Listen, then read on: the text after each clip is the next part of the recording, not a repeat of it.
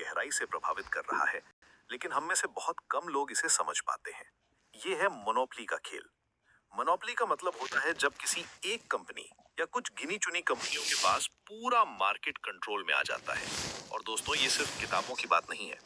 आज एयरलाइन से लेके टेलीकॉम, रिटेल, फूड डिलीवरी और ई कॉमर्स तक हर सेक्टर में दो या तीन बड़े नाम बाकी सबको बाहर धकेल रहे हैं।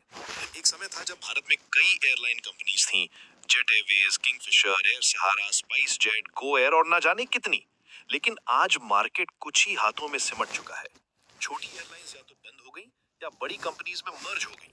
ये सिर्फ एयरलाइंस की कहानी नहीं है। टेलीकॉम सेक्टर को देखिए, कभी BSNL, Airtel, Vodafone, idea, Reliance, Tata Indicom जैसी कई कंपनीज थीं, आज सिर्फ 3-4 बड़े प्लेयर्स बचे हैं।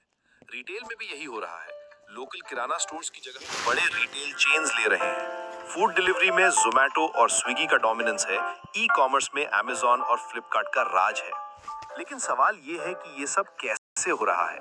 क्या ये नेचुरल प्रोसेस है या इसके पीछे कोई स्ट्रैटेजी है? दरअसल बड़ी कंपनीज के पास 3 मुख्य एडवांटेजेस होते हैं जो छोटी कंपनीज के पास नहीं होते। पहला है चीप कैपिटल, यानी सस्ता पैसा। जब आपके पास बिलियंस का टर्नओवर है तो बैंक्स आपको कम इंटरेस्ट रेट पर लोन देते हैं। इन्वेस्टर्स आप में पैसा लगाने को तैयार रहते हैं। दूसरा है पॉलिटिकल एक्सेस। बड़ी कंपनीज के पास गवर्नमेंट के साथ कनेक्शंस होते हैं। पॉलिसी मेकिंग में उनकी आवाज सुनी जाती है। तीसरा और सबसे खतरनाक है एबिलिटी टू एब्जॉर्ब लॉसेस। बड़ी कंपनीज जानबूझ के घाटे में बेचती हैं। ये स्ट्रैटेजी बहुत सिंपल लेकिन बहुत इफेक्टिव है। मान लीजिए कि मार्केट में एक प्रोडक्ट की नॉर्मल प्राइस है 100 रुपीज।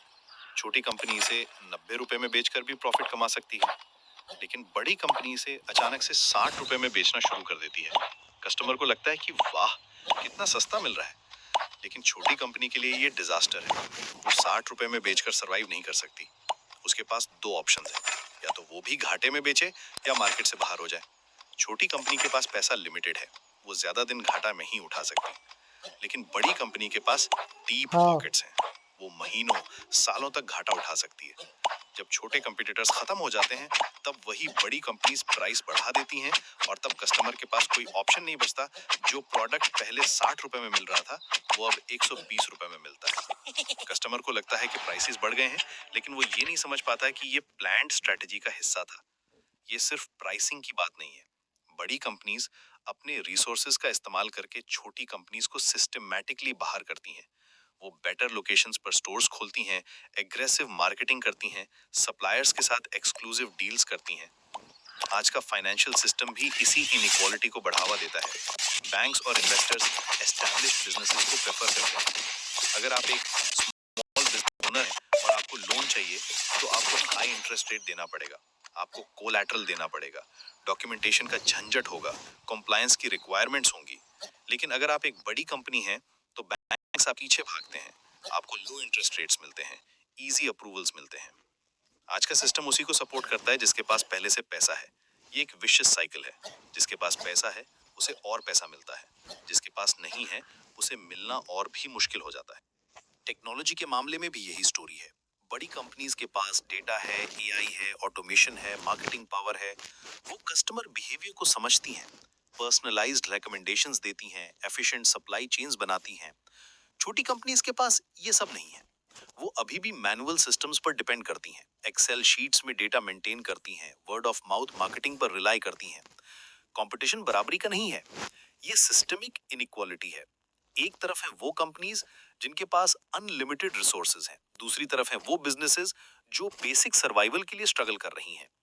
इस सब का असर कॉमन पर्सन पर क्या पड़ता है? सबसे पहले तो प्राइसेस कंट्रोल्ड हो जाते हैं। जब मार्केट में कंपटीशन नहीं होती तो कंपनीज अपनी मर्जी से प्राइस तय करती हैं, कस्टमर के पास कोई चॉइस नहीं होती। दूसरा, जॉब्स इनसिक्योर हो जाती हैं। जब छोटी कंपनीज बंद होती हैं तो एम्प्लॉयमेंट अपॉर्चुनिटीज कम हो जाते हैं। बड़ी कंपनीज में भी जॉब सिक्योरिटी नहीं होती क्योंकि वो ऑटोमेशन और कॉस्ट कटिंग पर फोकस करती हैं। तीसरा, इनोवेशन कम हो जाता है। जब कंपटीशन नहीं होती तो कंपनीज को इनोवेट करने की जरूरत नहीं लगती, वो सेम प्रोडक्ट्स को सेम क्वालिटी में बेचती रहती हैं। और सबसे बड़ा नुकसान, चॉइस खत्म हो जाती है। डेमोक्रेसी का मतलब है चॉइस, इकोनॉमिक डेमोक्रेसी का मतलब भी चॉइस है। लेकिन जब मार्केट में मोनोपोली होती है तो चॉइस का इल्यूजन होता है। आपको लगता है कि आपके पास ऑप्शंस हैं, लेकिन एक्चुअली सब कुछ सेम कंपनीज के कंट्रोल में होता है। आप किसी भी ब्रांड को चूज करें, पैसा सेम पेरेंट कंपनी के पास जाता है। ये सिचुएशन किसी कॉन्स्पिरेसी का रिजल्ट नहीं है, ये धीरे धीरे बना हुआ इकोनॉमिक स्ट्रक्चर है। एक ऐसा सिस्टम जहां पावर अपने आप पावर को अट्रैक्ट करती है। जिसके पास रिसोर्सेज हैं वो और रिसोर्सेज जुटा लेता है, जिसके पास इन्फ्लुएंस है वो और इन्फ्लुएंस बना लेता है। लेकिन क्या इसका कोई सोल्यूशन है? सोल्यूशन आसान नहीं है, लेकिन पॉसिबल है। सबसे पहले तो स्ट्रॉन्ग कंपटीशन लॉज की जरूरत है। एंटी मोनोपोली रेगुलेशंस होने चाहिए। मर्जर्स और एक्विजिशंस को केयरफुली मॉनिटर करना चाहिए। अगर कोई कंपनी मार्केट शेयर का एक सर्टेन परसेंटेज क्रॉस कर जाती है तो उसे ब्रेक करना चाहिए। दूसरा, स्मॉल बिजनेसेस को सपोर्ट करना चाहिए। Easy loans, tax benefits, simplified compliance, technology access, ये सब प्रोवाइड करना चाहिए। तीसरा, लोकल इनोवेशन को इनकरेज करना चाहिए। लोकल प्रोडक्ट्स को प्रमोट करना चाहिए। लोकल एंटरप्रेन्योर्स को प्लेटफॉर्म देना चाहिए। लेकिन सबसे इंपॉर्टेंट है पब्लिक अवेयरनेस। जब तक लोग इस प्रॉब्लम को समझेंगे नहीं, तब तक चेंज नहीं आएगा। हमें समझना होगा कि हमारी हर चॉइस का इम्पैक्ट होता है। जब हम लोकल बिजनेस को सपोर्ट करते हैं, तो हम कंपटीशन को अलाइव रखते हैं। जब हम सिर्फ प्राइस के बेसिस पर डिसीजन लेते हैं, तो हम अननोइंगली मोनोपोली को सपोर्ट करते हैं। हमें कॉन्शियस कंज्यूमर्स बनना होगा। हमें पूछना होगा कि जो कंपनी हमें सस्ता प्रोडक्ट दे रही है, वो ये कैसे कर पा रही है? क्या वो अपने एम्प्लॉइज को फेयर वेजेस दे रही है? क्या वो एनवायरनमेंट को हार्म कर रही है? क्या वो टैक्स प्रॉपर्ली पे कर रही है? जब पब्लिक सवाल पूछती है, तभी सिस्टम बदलता है। हिस्ट्री इसका प्रूफ है। जब लोगों ने ब्रिटिश रूल के अगेंस्ट आवाज उठाई, तब इंडिपेंडेंस मिली। जब लोगों ने करप्शन के अगेंस्ट प्रोटेस्ट किया, तो आरटीआई एक्ट आया। जब लोगों ने एनवायरमेंटल इश्यूज को रेज किया, तो पोल्यूशन कंट्रोल मेजर्स आए। चेंज हमेशा बॉटम अप होता है। गवर्नमेंट और कंपनीज तब तक एक्शन नहीं लेते जब तक पब्लिक प्रेशर नहीं होता। आज हम एक क्रॉस रोड्स पर खड़े हैं। एक तरफ है कन्वीनियंस और एफिशिएंसी का रास्ता, जहां बड़ी कंपनीज हमारी सारी जरूरतें पूरी करती हैं। दूसरी तरफ है चॉइस और कंपटीशन का रास्ता, जहां मल्टीपल ऑप्शंस होते हैं। पहला रास्ता आसान लगता है, लेकिन लॉन्ग टर्म में ये हमारी फ्रीडम को खत्म कर देता है। दूसरा रास्ता थोड़ा मुश्किल है, लेकिन ये हमारी डेमोक्रेसी को अलाइव रखता है। ये उस सिस्टम पर सवाल है जिसमें हम सब जी रहे हैं। सवाल ये है, क्या हम इसे नॉर्मल मान चुके हैं? क्या हमने एक्सेप्ट कर लिया है कि मार्केट में सिर्फ बड़े प्लेयर्स ही सरवाइव कर सकते हैं? या फिर हम इसे चैलेंज करने के लिए तैयार हैं? चेंज की शुरुआत अवेयरनेस होती। आज आपने ये सब सुना है। कल से जब आप कोई परचेज करें, तो थोड़ा सोचिएगा। जब आप कोई सर्विस यूज करें, तो पूछिएगा कि क्या कोई ऑल्टरनेटिव है। छोटी सी शुरुआत करिए।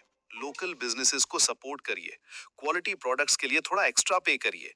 फ्रेंड्स और फैमिली के साथ इस टॉपिक पर बात करिए। सोशल मीडिया पर अवेयरनेस फैलाइए। ये सब छोटे छोटे स्टेप्स मिलकर एक बड़ा चेंज ला सकते हैं, क्योंकि अल्टीमेटली मार्केट हमारे चॉइसेस से ही बनता है। अगर हम कॉन्शियस चॉइसेस बनाएंगे, तो मार्केट भी उसी डायरेक्शन में मूव करेगा।